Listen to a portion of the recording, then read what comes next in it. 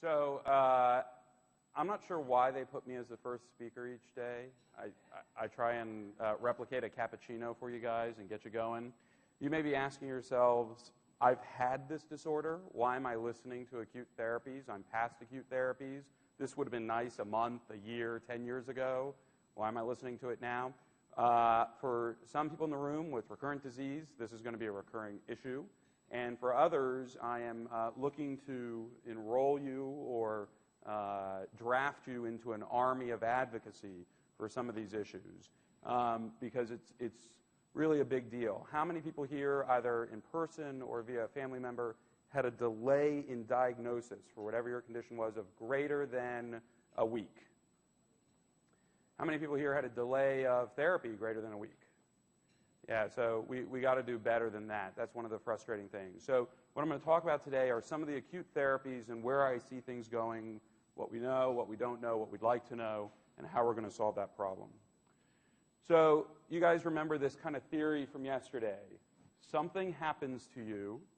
There is inflammation, and this is a big black box. There's inflammation. There's some damage to those speaker wires, some cutting of the speaker wires, and then your body repairs. Can't stress this enough. The human body repairs. It's not as good as the original, but it repairs, and we want to always augment those. Each of these levels are a point of potential intervention.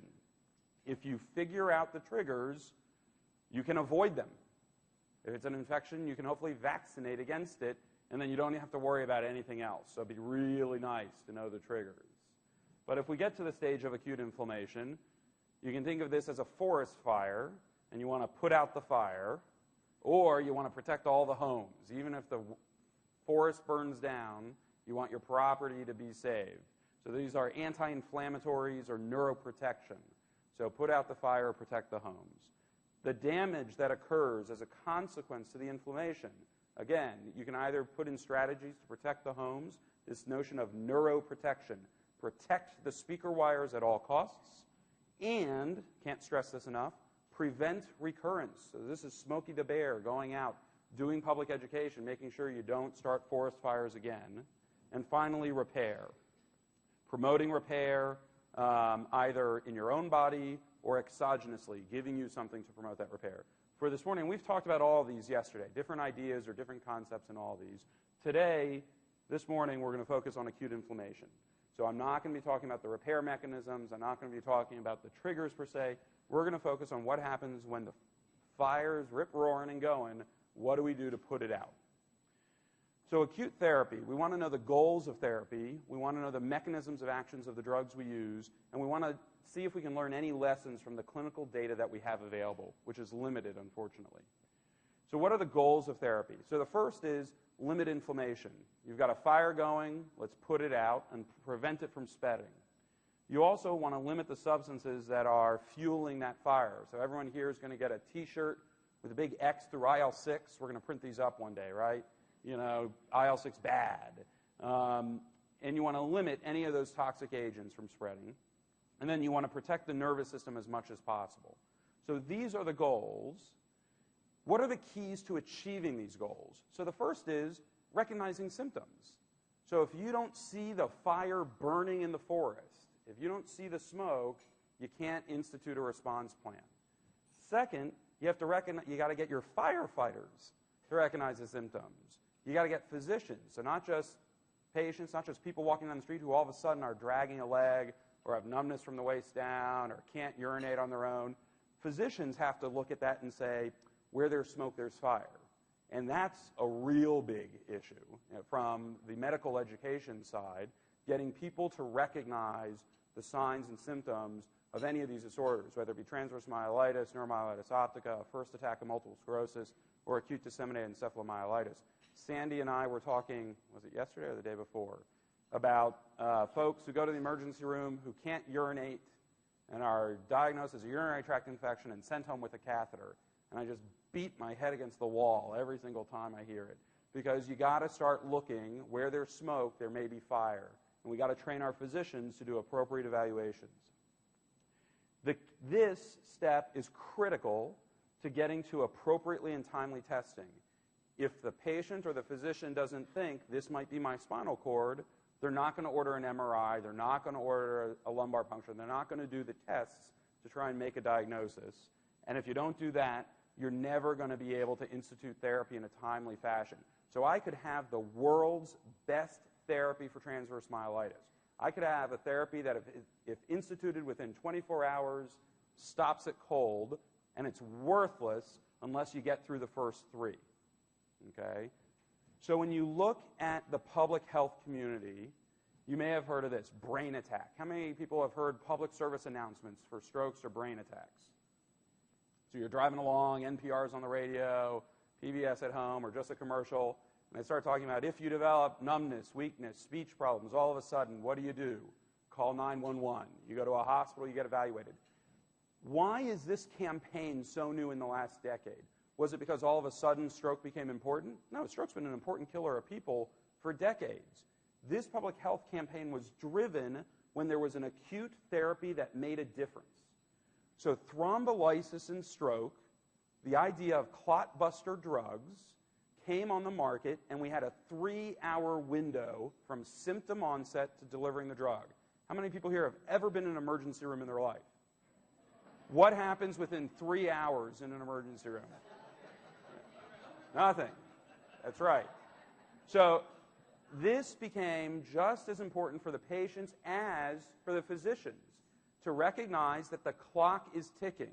You have to, A, recognize the symptomatology, B, get people into an appropriate care facility within a timely fashion. And when I say timely, I mean timely. And C, institute certain protocols. This didn't exist. This public health campaign did not exist until the therapy was on the market. Okay?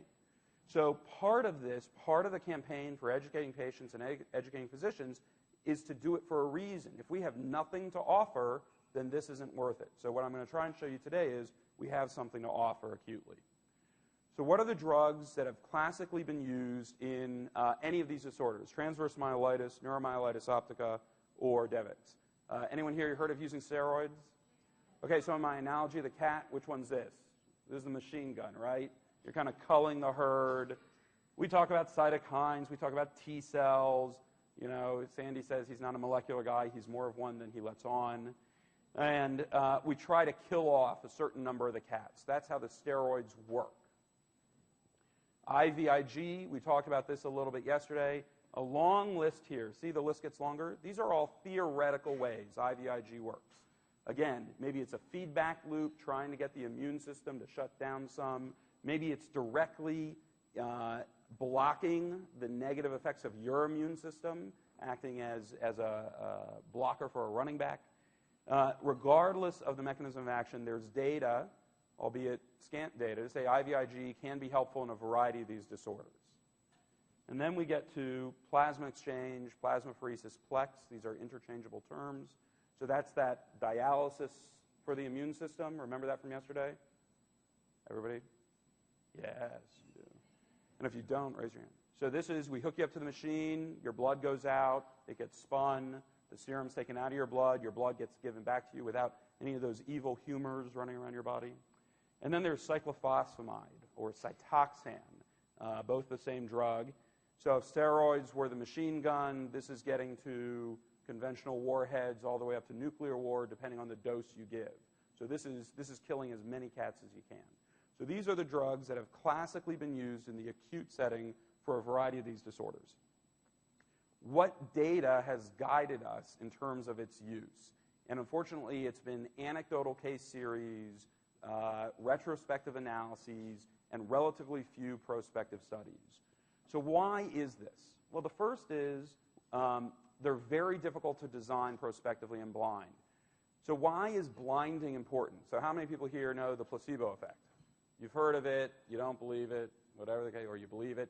So in clinical trials, you put some people on a therapy, some people on sugar pill, and usually anywhere between 10 and 30% of the people on sugar pill report a benefit. Okay? So why the hell aren't we selling sugar pills, is what you got me.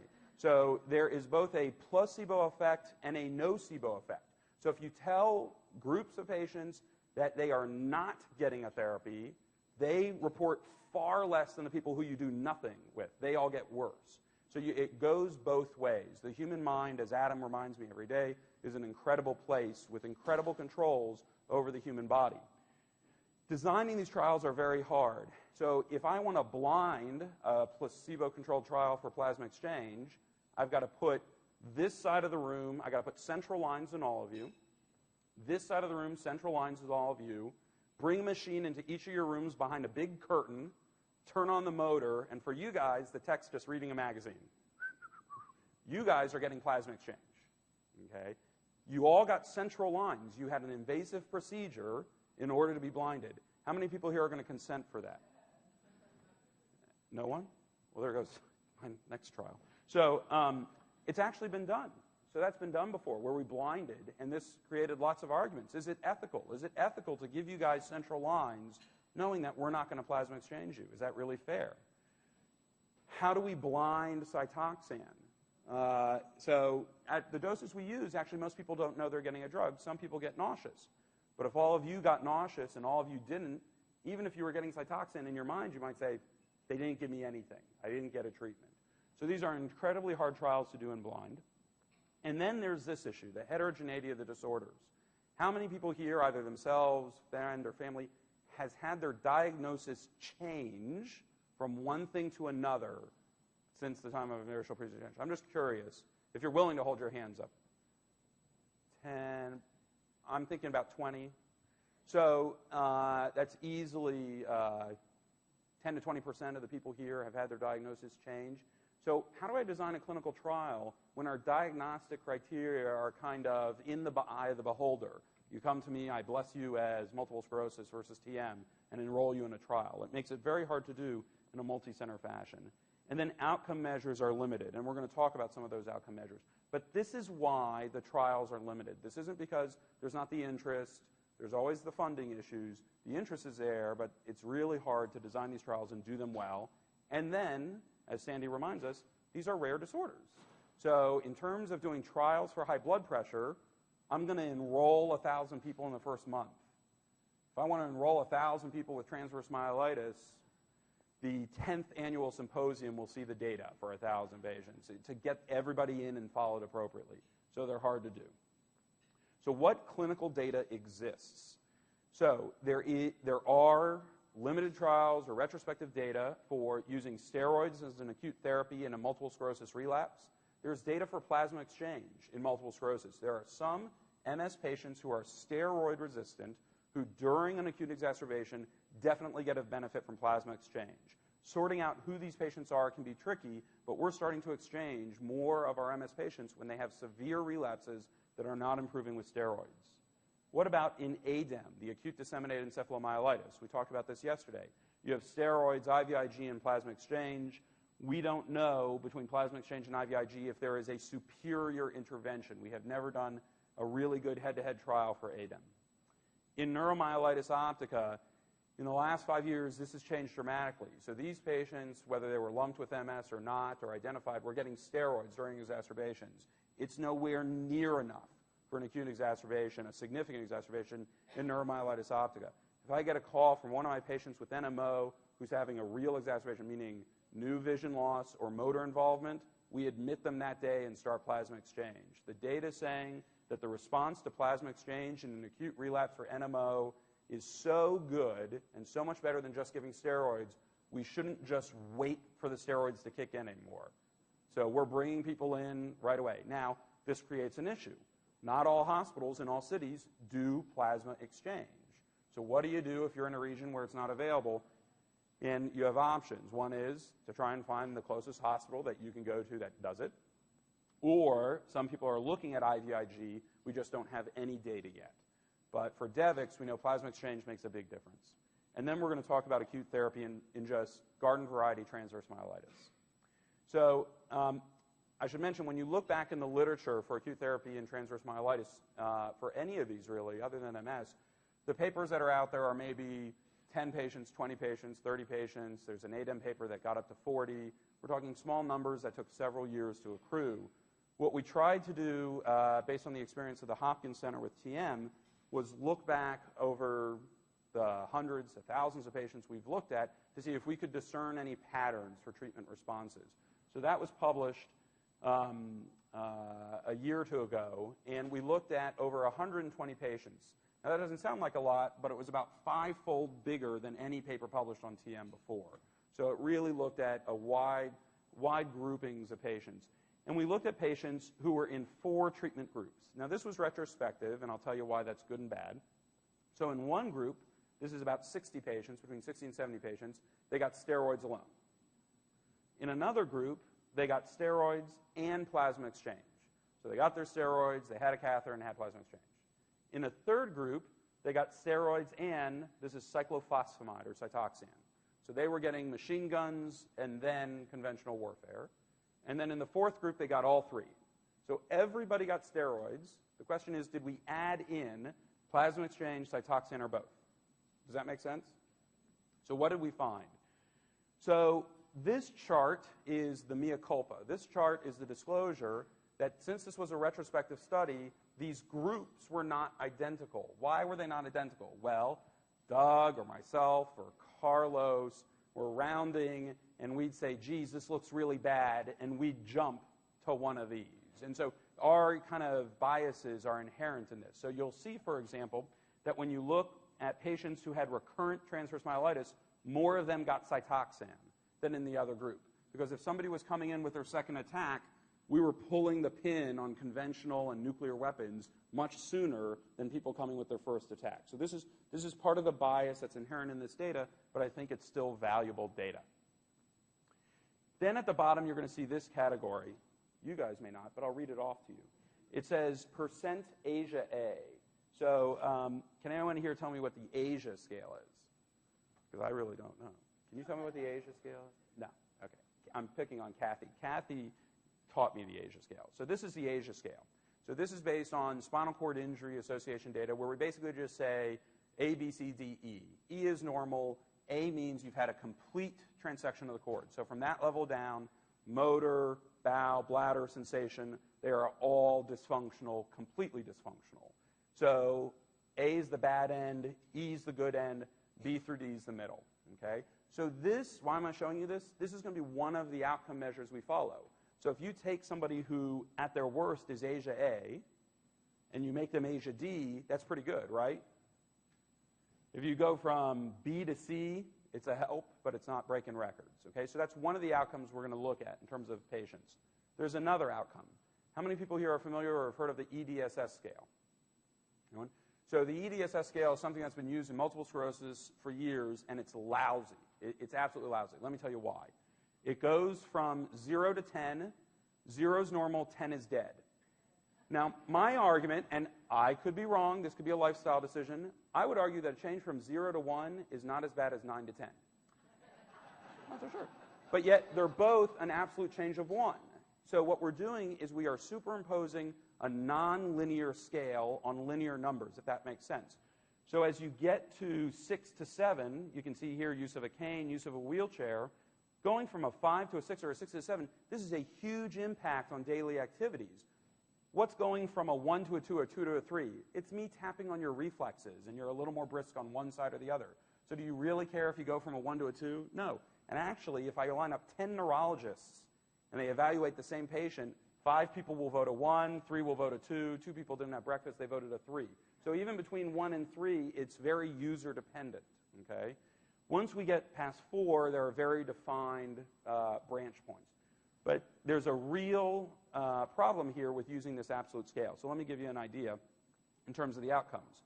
So what we looked at when treating these patients with steroids, cytoxan, plasma exchange, was the delta EDSS, the change in EDSS.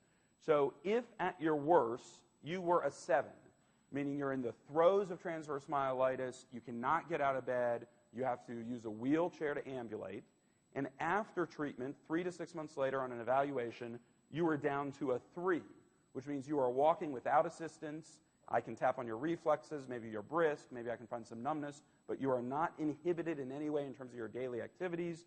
That would be a delta EDSS of 4. 7 minus 3 equals 4. Does that make sense? Okay. Now, you start to get a sense, and it's important to kind of get a flavor for these numbers as I'm about to show you the data, is that a delta EDSS of 4, that's a big number, okay? That means whether if you're a 6 or a 7, you're going down to a 2 or a 3. It means you're going from a wheelchair to walking unassisted. Or you're going from an 8, which is bedbound really, down to ambulating with minimal assistance. Okay, so 4s are big numbers. 1s and 2s, not so big unless you're starting out in that 7 range. And then a 1 may make a big difference in your life. So what was the data? So here it is. It looks busy, but I'm going to walk you through it. So we separated patients into 2 groups. We looked at patients who were ASIA A at their worst. What was the ASIA A? That's bad, right? Complete. Everything below that level, they're not moving, they're not feeling, bowel bladders involved. And if you look at patients who are ASIA A, which are the red bars, if you gave them just IV steroids, their delta EDSS was 0.3. Is that worth anything? That's like the forest fire's raging and you go, you know, I mean, that's about it. Plasma exchange, the delta EDSS was 0.5. That's nothing. This is of no value. Then you put Cytoxan into the mix, with or without plasma exchange, and now you start seeing delta EDSS scores of 3 to 4.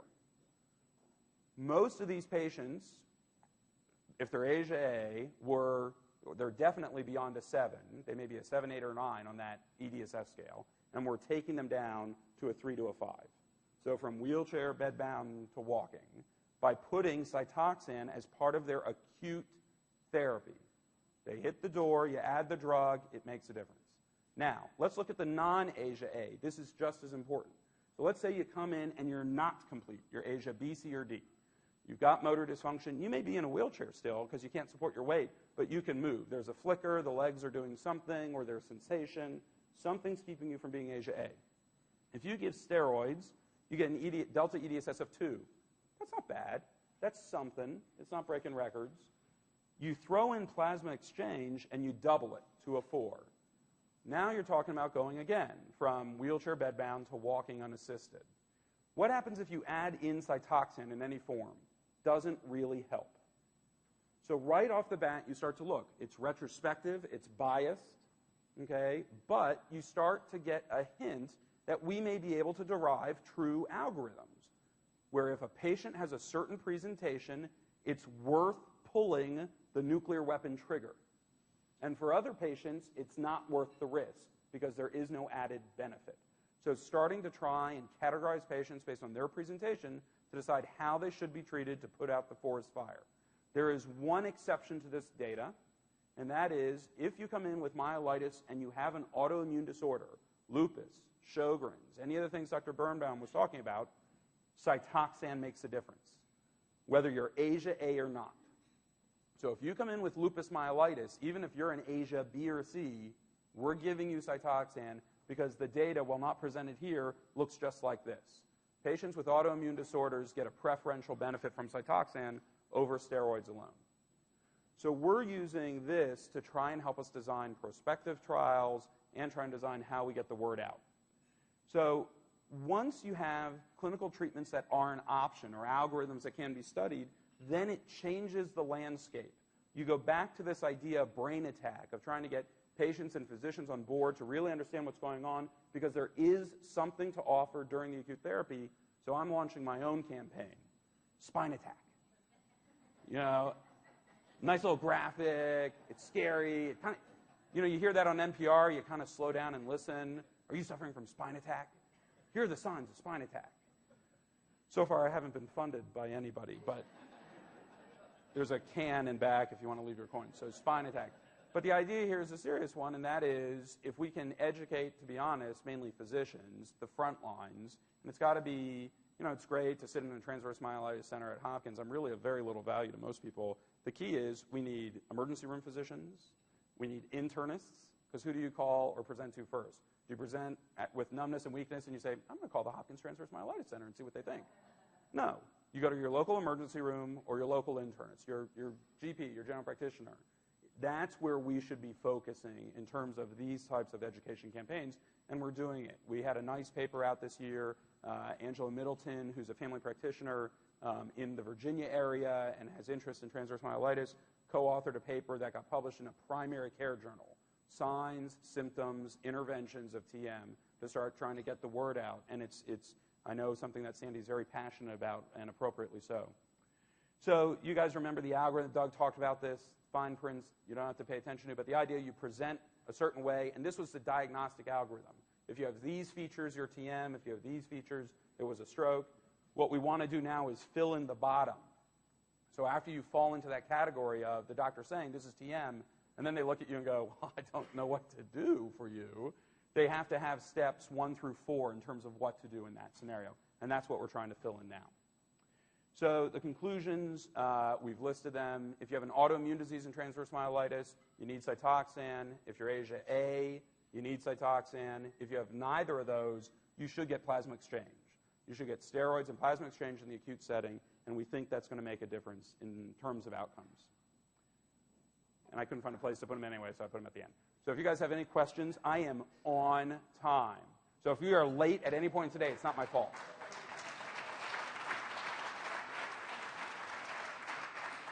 Lou?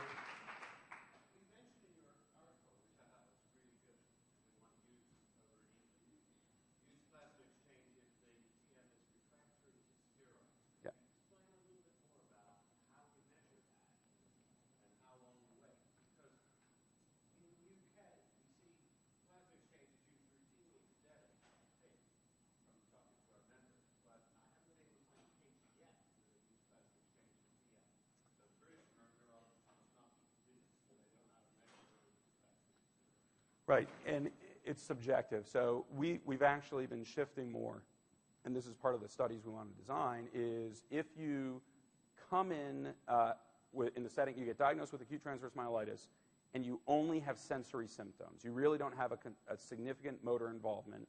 We are still usually just trying steroids first, not going through plasma exchange, because you have to do a risk-benefit calculation, okay? In patients in that scenario who are... That's true. Actually, they're still out there. We're actually getting these referrals, and it may just be a Baltimore thing. As we spend more time in Baltimore, we're getting these referrals more and catching people, I think, a little earlier than we used to. But in terms of pulling the trigger, if you're on the fence about using, as a physician or as a patient, about using plasma exchange, and you start the steroids, typical courses go for 5 days through an IV, 3 to 5 days. If somebody during the steroids is worsening, for sure, we're going to pull the trigger on the plasma exchange. If somebody at 5 days, if they have some impairment that's really impacting their ability to ambulate in any way, and we haven't seen a rapid resolution of those symptoms, they should be going to plasma exchange. And so our time frame has shortened. A lot of this data comes from people who were treated within the first 3 to... lack of improvement in mobility as you're getting to the end of that IV course, so 3 to 5 days. We're going to plasma exchange. I want to see something getting better. So the problem is, you can refer to this, there was a sentence, time, in my mind, to a degree, time is cord. You've got all these speaker wires, you've got all these cats having lunch. The quicker you get the cats gone, the more wires are going to be intact. Okay? So I don't think we're talking about the 3-hour window of thrombolysis, although that'd be a really cool trial if we could do it. But I don't think we're ever going to be at 3 hours. I'd love to see acute therapy starting within the first week of presentation, and I think that's a very reasonable goal to have.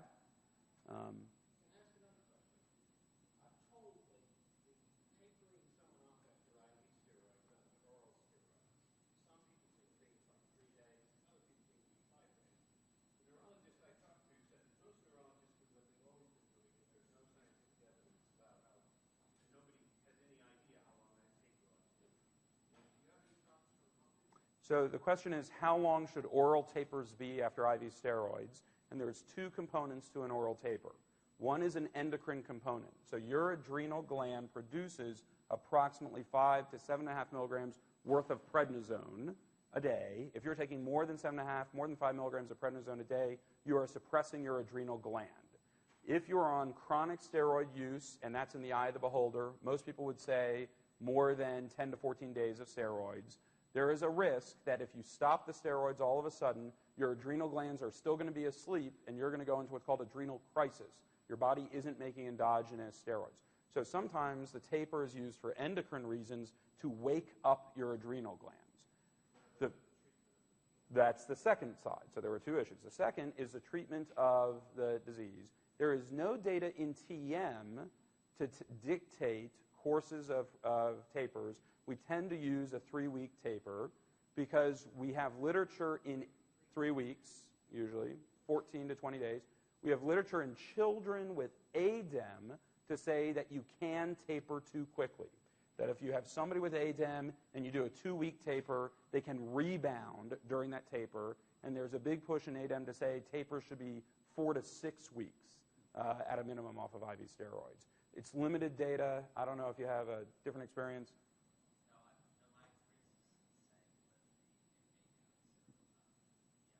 Okay, so prolonged. And sometimes we'll see people, I've seen this, people during a taper for optic neuritis or transverse myelitis will get to the oral stage, and a few days later they call and they say, things are kind of getting worse again, and we have to tease things out and try and decide what to do.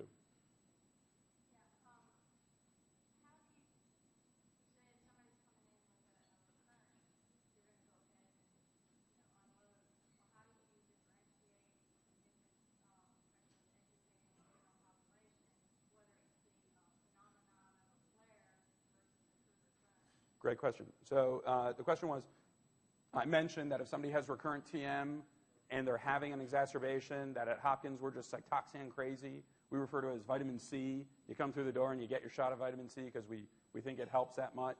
We're fanatics. We should all have Cytoxan T-shirts on. We've been told that. But how do we know if somebody's having a true recurrent exacerbation, meaning a new fire erupting versus re-experiencing old symptoms relative to scar tissue that's formed? It's a critically important decision. This is where the front lines have to be on their game. So I'm not sure how many people here have met Maureen Mealy yet. I'm not sure if she's in the room yet. She was outside. One of our nurses at the MS and TM Center, and she fields the majority of these calls, as well as Doug and I. We have an algorithm we go through. So if somebody calls and says, I'm having new symptoms, the first question is it in a distribution where you've had symptoms before or a new distribution? So if you've always had numbness from the waist down and you call me and you say, my left arm is numb and weak, we go straight to exacerbation. We don't pass go. We don't collect $200. If you call me and you say, I was numb from the waist down last year, I got better, but I'm numb again, then you come in, we're looking for signs of infections, checking urines, doing maybe a chest x-ray, looking for any metabolic abnormalities, anything that would explain one of these, quote, pseudo-exacerbations before pulling the trigger. But we do that in a rapid. That's a 24-hour turnaround, and then we make a decision. But that can be real tricky. So I tell my patients Greenberg's rules for exacerbations. So new distribution, big issue. If it's sensory symptoms, they need to be lasting a minimum of 24 hours before I pay it any thought. Anybody who's had any of these diseases, you're going to have sensory changes up and down throughout the day. Everyone's experienced them, I'm sure. Some days are good, some days are bad. Sometimes there's a little more tingling or a little more numbness. I don't pay attention to sensory until it's either in a new distribution or consistent over a 24-hour period. And then the fallback is if you have new motor changes or vision changes, I want to hear from you same day because I'm going to start on that a lot faster than sensory. Yeah, please.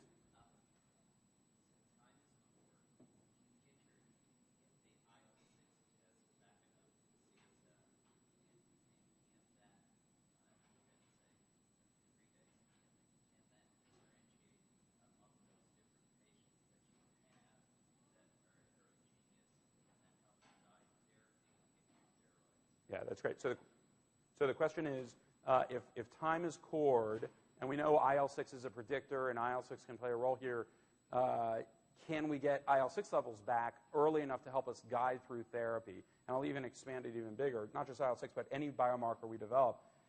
I think in the end, that's what's going to end up happening. We will individualize therapy based on certain criteria, clinical, radiographic, and biologic data that we can get back in a relatively easy amount of time. But we always have to balance the risks of therapies we're talking with the practicalities of not treating. So if something's going to be delayed, we have to have a fallback clinical criteria. The reason we liked using the Asia scale was anybody can really do it. Anyone can differentiate an Asia A from a not, and so it's an easy test if we want to export it to emergency rooms and primary care physicians across the country. This was a bright line test. Working in any molecular markers to guide therapies, Shangri-La, we're hoping to get there. So last question, because I think we have to go on. Yeah.